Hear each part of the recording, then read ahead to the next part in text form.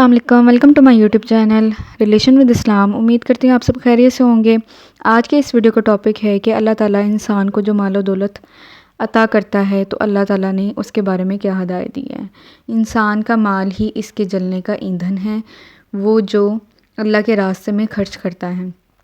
قرآن مجید میں ہے، جس دن وہ مال دوزخ کی آگ میں خوب گرم کیا جائے گا، پھر اس سے بخیلوں کے چہروں اور پہلو اور پیٹھیں داغی جائیں گی اور کہا جائے گا کہ یہ وہی ہے جو تم نے اپنے لیے جمع کیا تھا، جو تم جمع کرتے تھے اب اس کا مزہ چکھو۔ سورۃ توبہ کی آیت نمبر 35۔ اللہ تعالیٰ انسان کو جو مال و دولت عطا کرتا ہے اس کے متعلق ہدایت فرماتا ہے کہ اسے اللہ کی راہ میں خرچو، نہ کہ جمع کر کے رکھتے جاؤ۔